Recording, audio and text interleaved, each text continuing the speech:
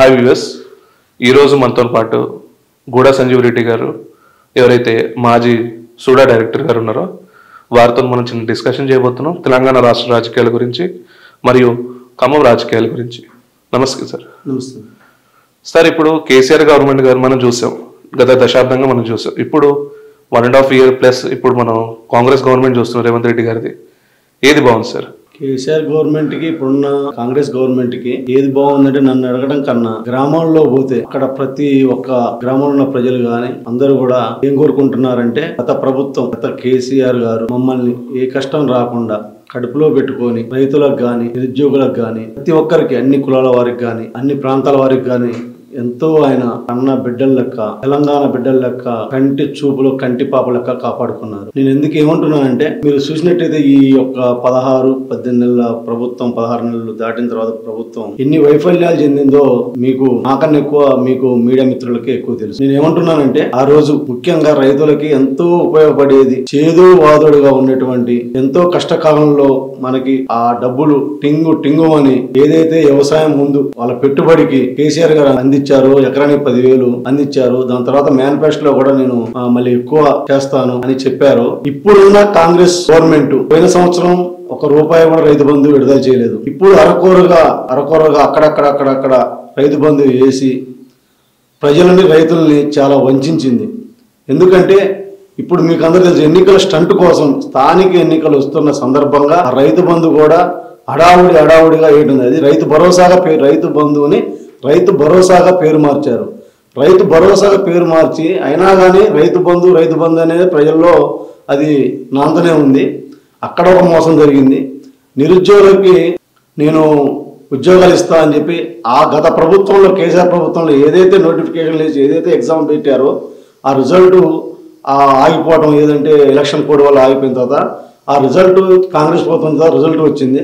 అయ్యే గత ప్రభుత్వం వేసిన నోటిఫికేషన్లకే ఉద్యోగాలు ఇవ్వడం జరిగింది. అంతేగాని వీళ్ళు ఇచ్చిన కొత్త ఉద్యోగాలు ఏమీ లేవు. అయితే సార్, ఇప్పుడు రైతు బంధు అని మీరు చెప్తున్నారు, రైతు భరోసా అని కాంగ్రెస్ గవర్నమెంట్ చెప్తుంది. అయితే ఇక్కడ వచ్చేసరికి 2,000 పెంచుతా అని చెప్పేసి అన్నారు వాళ్ళు. ఎకరానికి వచ్చేసరికి 8,000 చొప్పున ఇస్తామని చెప్పారు. సార్ 7,500 చొప్పున ఇస్తామని చెప్పారు. ఆ 7,500 ఇప్పుడు ఇస్తున్నారు. అదే చెప్తున్నాను, రైతు బంధుని రైతు భరోసాగా మార్చి ఏదైతే ఎకరానికి 15,000 చొప్పున ఇస్తా అని 16,000 చొప్పున ఇస్తా అని నమ్మ బలికారో, అలా ఓట్లు వేసుకొని గెలిచారో, ఇప్పుడు వచ్చేసి ఎకరానికి ₹1,000 పెంచారు. ఏది 12,000 రూపాయలు ఇస్తున్నారు ఎకరానికి. అది కూడా కొంతమంది పడితే కొంతమంది పడడం లేదు. మీరు చూసినట్టయితే రైతు బీమా ఉండేది. ఏదైతే రైతు అకాలంగా చనిపోయారో ఒక కుంట భూమి ఉన్నా కూడా ఆ రోజు గత కేసీఆర్ ప్రభుత్వం కుంట భూమి ఉన్నా కూడా రైతుకి తాను చనిపోతే పిల్లలకు కానీ తన కుటుంబాన్ని కానీ నేను పెద్ద దిక్కును కోల్పోయాను కాబట్టి ఏదో ఒక రకంగా ఒక చెక్కు రైతు చనిపోయిన 13 రోజుల లోపే 5 లక్షల రూపాయలు రైతు బీమా ఉండేది. దాన్ని కూడా ఈరోజు ప్రభుత్వం ఇవ్వకుండా దాన్ని ఆఫ్ చేశారు. అయితే ఇప్పుడు రైతులకు వచ్చేసరికి ఇంతకు ముందు కొనుగోలు కేంద్రాల్లో గవర్నమెంట్ చూసాను సార్, కేసీఆర్ గవర్నమెంట్ లో. ఇప్పుడు చూస్తున్నాం, ఇప్పుడు కొనుగోలు సరిగ్గా చేస్తుందా? నేను అదే చెప్పబోతున్నా. మీరు మంచి ప్రశ్న అడిగారు. గత ప్రభుత్వంలో రైతు పండించిన రైతు ధాన్యం రైతు కేంద్రాలు పెట్టేది. ఏది ధాన్యం కొనడానికి ఒక ఊరిలో ఒక 4-5 ఊర్లు కలిసి ఒక రైతు కేంద్రంగా పెట్టి అక్కడ ధాన్యం తరలించి ఏదైతే ఏఓ గారు వచ్చి దాన్ని అక్కడ ఆ రైతు యొక్క అడ్రస్ తీసుకొని ఆ కాటా వేసిన వెంటనే వాళ్ళకి చెక్కులు ఇచ్చే ప్రాసెస్ ఉండేది. ఇప్పుడు తడిసిన ధాన్యం కూడా అప్పుడు కేసీఆర్ గారు కొన్నారు, ఎక్కడ కళ్ళాల దగ్గరనే. కానీ ఇప్పుడు ఏం పెట్టారు, రైతు సెంటర్లు పెట్టి దాన్ని తడిచినా వాళ్ళకి సంబంధం లేదంట, రైతులకే సంబంధం. దాని యొక్క ట్రావెల్ చేసి అక్కడ మిల్లు తీసుకుపోతారు కదా, ఆ మిల్లు దానకపోయి రైతు ధాన్యం బాగుంటేనే డబ్బులు, లేకపోతే ఆ డబ్బులు ఇచ్చేది లేనట్టుగా రైతులని నయా వంచన. అసలు రైతులు ఎంత మోసం జరుగుతుందంటే పాపం వాళ్ళు చెప్పుకోలేక ఈ ధర్నాలు ఇవన్నీ చేస్తున్నారు. రైతులని పట్టించుకునే ప్రభుత్వం ఓన్లీ కేసీఆర్ ప్రభుత్వమే. కాంగ్రెస్ ప్రభుత్వం రైతుల్ని మోసం చేసిందని నేను మీ మీడియా తరఫున చెప్తున్నాను.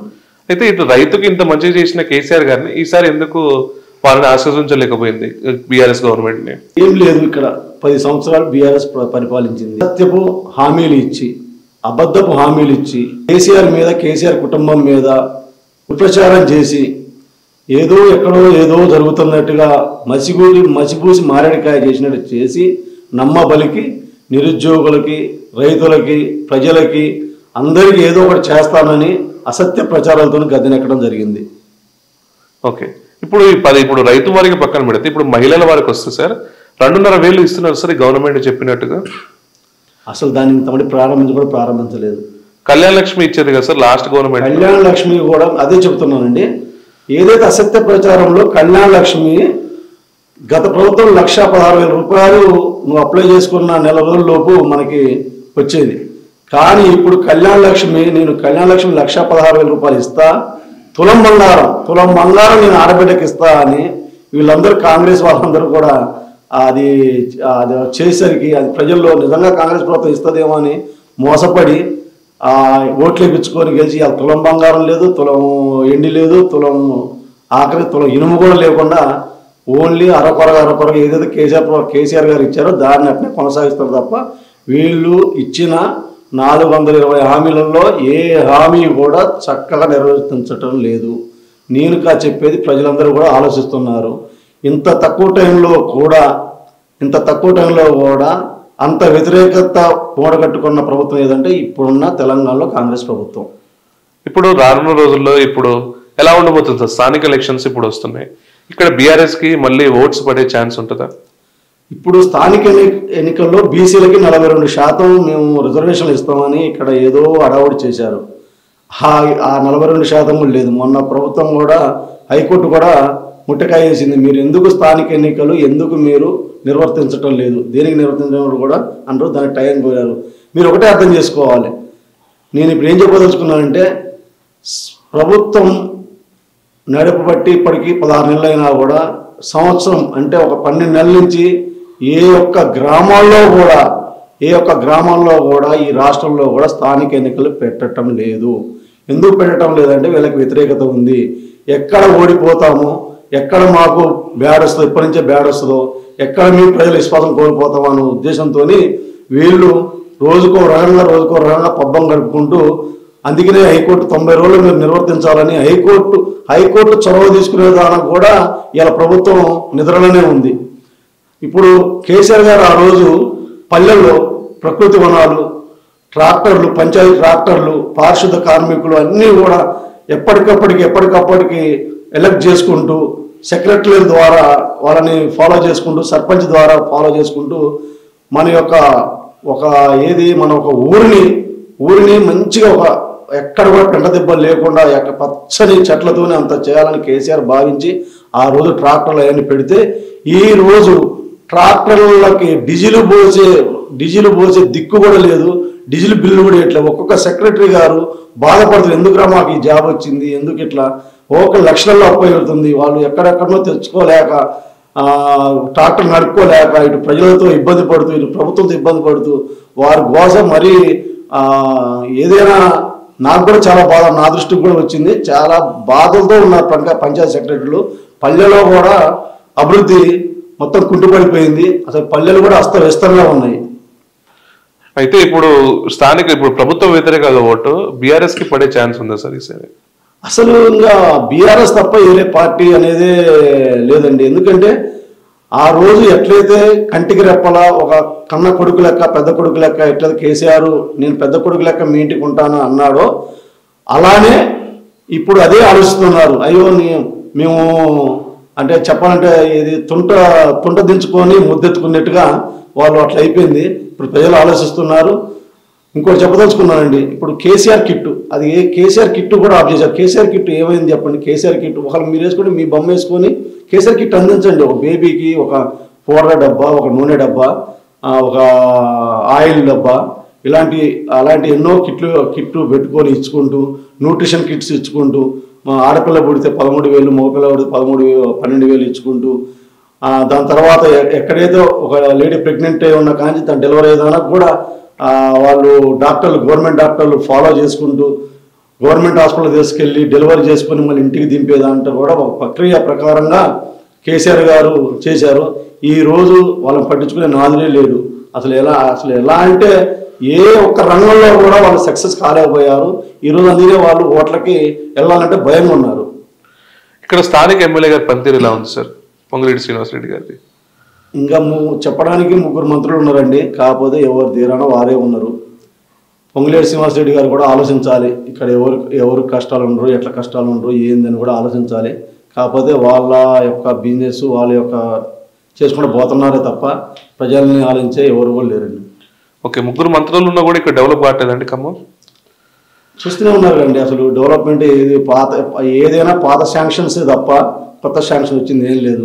మొత్తం ఆ రోజు ఏదైతే కేసీఆర్ ప్రభుత్వం ఇక్కడ పాలేరులో కందాల ఉపేందర్ రెడ్డి గారు ఏదైతే అప్పుడు శాంక్షన్ చేశారో అవే పనులు జరుగుతున్నాయి తప్ప కొత్త పనులు అయితే జరగట్లేదండి.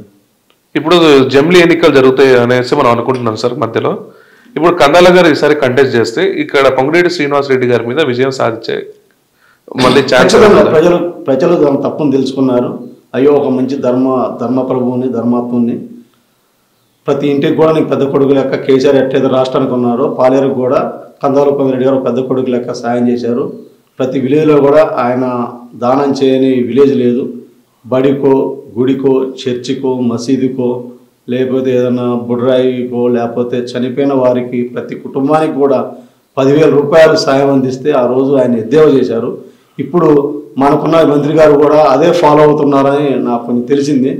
ఆ రోజు ఆయన ఏం ఆశించకుండా ఆ 10,000 కందాల ఉపేందర్ రెడ్డి గారు ప్రతి కుటుంబం చనిపోయిన వాళ్ళకి ఏదో ఒక సహాయం చేయాలని ఆయన ఒక మంచి సంకల్పంతో 10,000 రూపాయలు చనిపోయిన కుటుంబానికి ఇచ్చేవారు. కార్యకర్తల ద్వారా మండల పార్టీ ద్వారా ఇచ్చేవాళ్ళు. కానీ ఈరోజు అలాంటి సిచ్యువేషన్ లేదు. అసలు ప్రజల్ని పట్టించుకునే టోడే లేకుండా పోయింది. అందుకని ఆలోచిస్తున్నారు.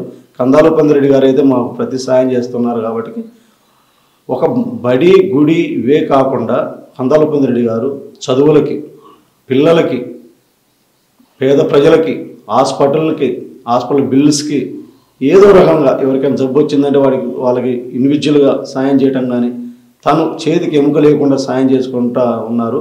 అది ఈరోజు ప్రజలు గమనిస్తున్నారు. అయ్యో ఆయన తను ఓడగొట్టుకున్నామే మనం ఎంత తప్పు చేశామని ఇప్పుడు పశ్చాత్తాపడుతున్నారు. ఓకే, ఇప్పుడు ఎలక్షన్ అయిపోయింది కదా సార్. ఎలక్షన్ అయిపోయి ఇప్పుడు 16 నెలలు 18 నెలలు నడుస్తుంది కదా. ఎవరిది బాగుందంటారా? పొంగులేటి గారిది అప్పుడు టైంలో బాగుందంటారా? కందాల గారిది బాగుందంటారా? డెఫినెట్గా కందాల గారిది బాగుందండి. ఆయన ఒకటే ఆలోచన, మన కందాల గారు గెలిచిన తర్వాత టీఆర్ఎస్ ప్రభుత్వంలో 2 సంవత్సరాలు కరోనా వచ్చింది. మీకు కూడా తెలుసు, కరోనా టైంలో మన ఇంటి నుంచి కూడా బయటికి వెళ్ళలేదు. అయినా కానీ కేసీఆర్ కానీ కందాల ఉపేందర్ రెడ్డి గారు కానీ ఎక్కడ కూడా సంక్షేమ పథకాలు ఆఫ్ చేయలేదు, ఎక్కడ సహాయాలు ఆఫ్ చేయలేదు. తను హోమియోపతి మందులు సొంతంగా 40 లక్షల రూపాయల మందులు ఇంటింటికి మాలాంటి కార్యకర్తల ద్వారా మాలాంటి పార్టీ వాళ్ళ ద్వారా అందరి ద్వారా ప్రతి ఊర్లో ప్రతి గడపకి హోమియోపతి మందులు పంపిణీ చేసి కరోనా టైంలో వారికి ఒక గుండె ధైర్యంగా ఉన్నారు. చనిపోయిన వాళ్ళకు కూడా వాళ్ళ కాడికి వెళ్ళి వాళ్ళకి నుంచి మరీ నిరుపేద కుటుంబాలంటే వాళ్ళకి డబ్బు సాయం కూడా చేశారు. నేను డబ్బు ఉన్నదని సాయం చేశానని అనుకోలేదు కందాల ఉపేందర్ రెడ్డి గారు. నా వంతుగా నేను సంపాదించుకున్నాను, నేను ప్రజలకు ఏదో ఒకటి చేయాలి. నాది పాలేరు గడ్డ, నేను పాలేరులో పుట్టాను, పాలేరులో పెట్టి పెరిగాను, బిజినెస్ చేశాను. నేను సంపాదించుకున్న దాంట్లో ఎంతో కొంత ఆ డబ్బుని పేదలకు పంచిపెట్టాలి, వారికి సహాయం చేయాలి. నాకు ఉంది కదా నేను ఇష్టం వచ్చేటట్టు ఖర్చు చేయకుండా ఏదైతే పేద ప్రజలు ఉన్నారో ఏదైతే ఆర్థికంగా చితికిపోతారో వాళ్ళకి నేను సాయం చేయాలి. ఒక గుడి ఉంటే ఒక ఊరు బాగుంటుంది, ఒక చర్చి ఉంటే ఒక ఊరు బాగుంటుంది, ఒక మసీదు ఉంటే ఊరు బాగుంటుంది అనే ఉద్దేశంతో ఆయన చర్చిలకు కానీ గుళ్ళకు కానీ బళ్ళకు కానీ బడి యొక్క బాత్రూమ్స్ లేవంటే కట్టడం కానీ పారివారు కట్టడం కానీ అట్లా ప్రతి దానిలో కూడా ఆయన దృష్టి పెట్టి అన్నీ కూడా ఆయన సొంత ఖర్చులతోని ఇటు ప్రభుత్వం సాయం చేసుకుంటూ ఇటు ఆయన సొంత ఖర్చులు చేసుకుంటూ తన కుటుంబాన్ని ఇన్వాల్వ్మెంట్ చేసి తన శ్రీమతి అయిన విజయమ్మ గారిని దాన్ని ఇన్వాల్వ్మెంట్ చేసి తర్వాత వాళ్ళ కూతురులను ఇన్వాల్వ్మెంట్ చేసి తన కుటుంబం మొత్తం కూడా ప్రజాసేవలో ఈ 5 సంవత్సరాలు కానీ ఇప్పుడు కానీ ప్రజెంట్ కానీ ప్రజల మధ్యనే ఉన్నారు, ప్రజలతోనే ఉన్నారు. ఓకే సార్, ఇప్పుడు మెజారిటీ ఆఫ్ సీట్స్ ఒకవేళ జమిలీ ఎలక్షన్ జరిగితే ఇక్కడ గవర్నమెంట్ ఫామ్ అయ్యే ఛాన్స్ ఉందా బీఆర్ఎస్? ఖచ్చితంగా నేను అనుకోవటం అయితే ఇప్పుడున్న ప్రకారం అయితే మీరు హైదరాబాద్లో అయితే ఒక సీటే పోయింది, మిగతా అన్నీ వచ్చినాయి. కాకపోతే ఈ గ్రామాల్లో నేను చెప్పాను కదండి, గ్రామాలలో ఏంటంటే రైతులకు ఆశ చూపారు, నిరుద్యోగులకు ఆశ చూపారు, మహిళలకి ఆశ చూపారు, ఒంటరి మహిళలకు ఆశ చూపారు, ప్రతి రంగంలో ఆశ చూపారు. ఆశ చూపి ఓట్లు వేయించుకొని ఇవాళ ముఖం కూడా చూపెడతలేదు. కాబట్టి ఖచ్చితంగా కూడా 90 సీట్లు ఎబో వస్తాయి. నేనైతే 100 వస్తాయి, 119 వస్తాయి నేను అంటలేదు. 90 సీట్లు దాటిపోద్ది ఇప్పుడు ఎన్నికలు పెట్టినా కూడా. ఓకే, ఇప్పుడు కాళేశ్వరం గురించి మాట్లాడితే సార్, ఇప్పుడు జరుగుతున్న బర్నింగ్ ఇష్యూ కాళేశ్వరం ప్రాజెక్ట్ అనేది నోటీస్ ఇస్తున్నారు. ఆ కమిషన్ ముందు కేసీఆర్ గారు, మరి హరీష్ రావు గారు వీళ్ళు అటెండ్ అయ్యారు. ఆయన బీజేపీ నుంచి ఈటల రాజేందర్ కూడా అటెండ్ అయ్యారు. అయితే ఇప్పుడు దాకా గవర్నమెంట్ క్యాబినెట్ లో ఏ తీర్మానాలు చేశాయో ఇక్కడ కమిషన్ ముందు ఎందుకు హాజరుపరచట్లేదు? ఎందుకు ఈ కాలయాపన చేస్తుంది? అసలు కాళేశ్వరంలో ఈ ఫ్రాడ్ అనేది ఏమైనా జరిగిందా? కాళేశ్వరంలో ఫ్రాడ్ అనేది గవర్నమెంట్ తీసుకుంది, గవర్నమెంట్ ఇప్పుడు విచారణ చేస్తుంది. ఒకటి ఆలోచించండి, ఇప్పుడు ఈటెల రాజేందర్ గారు బీజేపీలో ఉన్నారు, ఈటెల రాజేందర్ గారు హాజరయ్యారు. ఈటెల రాజేందర్ గారు ప్రతి మీడియాలో కూడా ఏం చెప్పారు? కాళేశ్వరం మంచి ప్రాజెక్టు, ఇవాళ తెలంగాణకి నీళ్ళు వస్తున్నాయంటే కాళేశ్వరం ముఖ్య కారణం. కాళేశ్వరం అంటే ఒక కాళేశ్వరం కాదు, 16-18 బ్యారేజీలు ఉన్నాయి,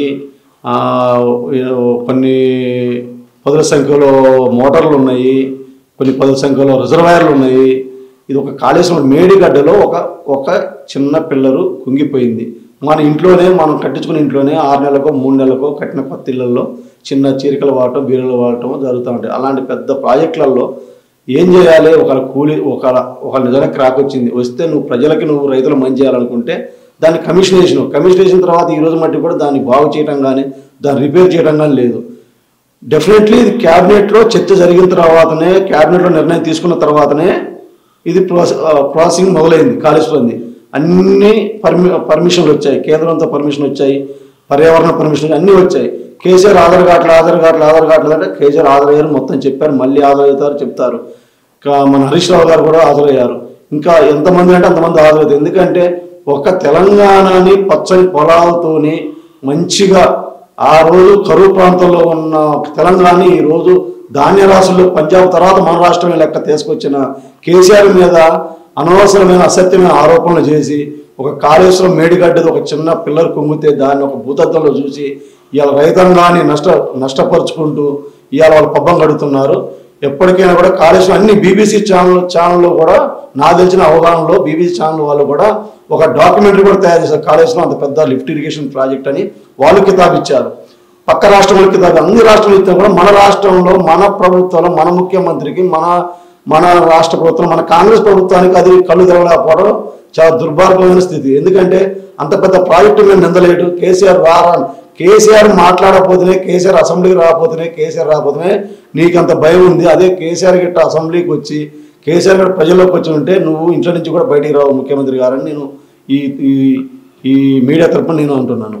ఓకే, ఇప్పుడు అక్కడ క్యాబినెట్ లో జరిగిన సమావేశాన్ని ఈ గవర్నమెంట్ ఎందుకు కమిషన్ ముందు పెట్టట్లేదు? అదే నేను అడుగుతున్నా, మరి ఎందుకు పెడతలేదు, దేనికి పెడతలేదు అర్థం కావట్లేదు. కాలయాపన చూస్తుంది. ఏదైనా ఇష్యూ చెప్పేసరికి కాళేశ్వరం లేదా ఫోన్ ట్యాపింగ్ లేదా ఇంకేదో ఏదో ఒక ఇష్యూ తీసుకురావడం, దాన్ని మీడియాలో నా రాద్ధాంతం చేయడం, దాన్ని పక్కన పెట్టడం. ఏదైనా ఒక దాని మీద మన మహిళలకి స్కూటీలు అన్నారు, ఆ స్కూటీల మీద ఏదైనా చేపడదాం అనుకునేసరికి ఏదో ఇష్యూ తీసుకురావడం. దాని తర్వాత డైవర్షన్ పాలిటిక్స్ అంటారు. ఎస్, నేను అదే చెప్పబోతున్నాను. ఇది డైవర్షన్ పాలిటిక్స్ తప్ప రెండోది ఏం లేదు, పబ్బం గడుపుకోవడం తప్ప ఏం లేదు. ఓకే, ఇప్పుడు వీరు పథకాలు చేయట్లేదు కాబట్టి ఇప్పుడు వీళ్ళు డైవర్షన్ పాలిటిక్స్ చేస్తున్నారు అంటారు. వీళ్ళు చెప్పిన హామీలు నెరవేర్చట్లేదు కాబట్టి. ఓకే, మొత్తానికి ఇక్కడ నెక్స్ట్ గవర్నమెంట్ వస్తే ఇప్పుడు ఎవరైతే ఇది చెప్తున్నారో ఇప్పుడు ఈ బరకచర్ల ప్రాజెక్ట్ కూడా మనం చూస్తున్నాం. దీన్ని కూడా రేవంత్ రెడ్డి గారు యాక్షన్ తీసుకోవట్లేదు దీని మీద అనేసి హరీష్ రావు గారు కూడా దీని మీద మాట్లాడుతున్నారు. అసలు ఆ బరకచర్ల ప్రాజెక్ట్ గురించి ఎందుకు ఇట్లా రాద్ధాంతం జరుగుతుంది సార్? ఇప్పుడు ఇది కూడా చెప్తున్నారండి, ఏదైనా ఒక ఇష్యూ అయిపోయిందంటే ఫస్ట్లో ఫోన్ ట్యాపింగ్ అయిపోయింది, దాని తర్వాత కాళేశ్వరం అయిపోయింది, దాని తర్వాత అసెంబ్లీ రావట్లేదని కేసీఆర్ మీద నిందలేయడం జరిగింది. దాని తర్వాత కేసీఆర్ గారు కమిషన్ ముందు హాజరయ్యారు. ఇంకేం చేశారు? బరకచర్ల మీద హరీష్ రావు గారు గొంతెత్తి మనం మాట్లాడారు, ధర్నా కూడా చేశారు. ఇది ఒకటే, అక్కడ రేవంత్ రెడ్డి గారు, ఇక్కడ రేవంత్ రెడ్డి గారు, అక్కడ చంద్రబాబు నాయుడు గారు ఇద్దరు కూడా గురు శిష్యులు. దాంట్లో ఎవరు నమ్మినది వాస్తవం. దీన్ని కూడా కాలయాపన చేసుకుంటూ కొంత సపోర్టు ఆంధ్రప్రదేశ్కి చేస్తున్నారు ముఖ్యమంత్రి గారు. అది ప్రజలు కూడా గమనిస్తున్నారు, త్వరలో కూడా బుద్ధి చెప్తారు. ఓకే, ఇప్పుడు రాబోయే రోజుల్లో మళ్ళీ బీఆర్ఎస్ వస్తుందని అనుకుంటున్నారు. ఇప్పుడు మీరు ఏమైనా కంటెస్ట్ చేసే ఛాన్స్ ఉందా సార్? నేను అంటే ఎక్కడైతే బీఆర్ఎస్ మండల పార్టీ తరఫున మా మాజీ ఎమ్మెల్యే గారి తరఫున ఎక్కడైనా నన్ను కాన్షియస్ చేయమంటే నేను తప్పకుండా చేస్తాను. ఓకే, తెలుసు. ఇప్పుడు మీకు అంటే ఇప్పుడు పార్టీ పరంగా కాకుండా మీరేమైనా సేవ చేద్దాం అనుకుంటారు? అంటే మీరు చాలా సేవలు చేశారు ఈ వరద అప్పుడు కూడా విన్నాం. ఒకసారి మాకు వ్యూవర్స్ కి మీరు ఏం చేశారు ఇంతకు ముందు ఒకసారి చెప్పరా సార్? నేను తప్పకుండా కూడా ఎక్కడ కూడా రాజకీయం చేయను, ఇక్కడ కూడా రాజకీయం చేయను. నేను అందరితోనూ కూడా ప్రజలు అందరు నా వాళ్ళే అనుకుంటాను. నేను అందరితో కూడా కలిసిమెలిసి ఉంటాను, ఒక అన్నదమ్ముల భావంతో ఉంటాను, మంచి మిత్రుడుగా ప్రతి ఇంట్లో కూడా ఒక కొడుకు లెక్క మిగులుతాను. నేను ఎక్కడ కూడా రాజకీయాలకు అతీతంగా వెళ్తాను. నా మీద ఎలాంటి ఆరోపణలు ఉన్నా ఏదున్నా కూడా నేను దాన్ని పట్టించుకోను. నా ప్రజలే నాకు కావాలి. నేను వరదలు వచ్చిన సమయంలో కూడా చేదోడు వాడోడుగా నేను అక్కడ సహాయాలు చేశాను. ఒక 4-5 రోజులు కూడా మా సొంత ఖర్చులతోని మా యొక్క కార్యకర్తలతోని మేము అక్కడ భోజనాలు ఏర్పాటు చేశాము. తర్వాత ఇల్లు ఖాళీలు చేయించాము. మాకు తోచిన విధంగా మేము చేశాము. తర్వాత కాలనీలో కానీ ఊళ్ళలో కానీ ఇటు ప్రభుత్వం తరఫున రోడ్లు వేసాము. గత ప్రభుత్వం తరఫున నా సొంత ఖర్చులతోనే కూడా నేను చిన్నగా ఏదో ఒక రకంగా నాకు తోచిన విధంగా నేను సహాయపడుతూనే ఉన్నాను, ప్రజలకు సహాయపడుతున్నాను. హాస్పిటల్ విషయంలో కానీ లేకపోతే పోలీస్ స్టేషన్ల విషయం కానీ ఎంఆర్ఓ ఆఫీసుల విషయం కానీ ఏదో ఒక రకంగా పోయి వాళ్ళతో నేను మాట్లాడుకుంటూ ప్రజల దగ్గర ఏదో చేదోడుకుంటాను. నాకైతే పార్టీల కన్నా ప్రజలు నాకు ముఖ్యం. ప్రజలతోని అందరం సమానం అన్నట్టుగా నేను కలిసిమెలిసి దూసుకుపోతున్నాను. నా వంతుగా నేను ప్రయత్నం చేస్తున్నాను. గత ప్రభుత్వంలో ఎమ్మెల్యే ఉపేందర్ రెడ్డి గారు ఉన్నప్పుడు పాలేరులో ఒక జేఎన్టీయూ కాలేజ్ తీసుకొచ్చాడు. జేఎన్టీయూ హైదరాబాద్ కాకినాడ తర్వాత మన ఖమ్మంలో కూడా తీసుకొచ్చాడు, మధ్యలపల్లి దగ్గర. అది శంకుస్థాపన చేయడం జరిగింది. అది కన్స్ట్రక్షన్ కూడా అవుతుంది. దాని తర్వాత పాలేరులో ఫిషరింగ్ కాలేజ్ తీసుకొచ్చారు. దాని తర్వాత నర్సింగ్ కాలేజ్ తీసుకొచ్చారు. అంటే ఉపేందర్ రెడ్డి గారు ఇటు యువత గురించి స్టూడెంట్స్ గురించి కూడా ఆలోచించి ఇంత పెద్ద కాలేజీలు కూడా తీసుకురావడం జరిగింది. ఆయన యొక్క అడుగుజాడలో కూడా నేను తప్పకుండా కూడా ప్రభుత్వం ఇక్కడ లేకపోయినా కూడా బీఆర్ఎస్ ప్రభుత్వం లేకపోయినా కూడా నా దృష్టికి ఏదైనా సమస్యలు వస్తే, నా దృష్టికి ఇప్పటిమటికైనా సమస్య వచ్చినా కూడా నేను ప్రభుత్వ పెద్దలతోని అధికారులతో మాట్లాడి ఆ సమస్యకి నేను పరిష్కారం చూపే విధంగా నేను దూసుకెళ్తాను. ఆ నిర్ణయం తీసుకుంటాను కూడా. ఓకే అండి, థ్యాంక్ యూ.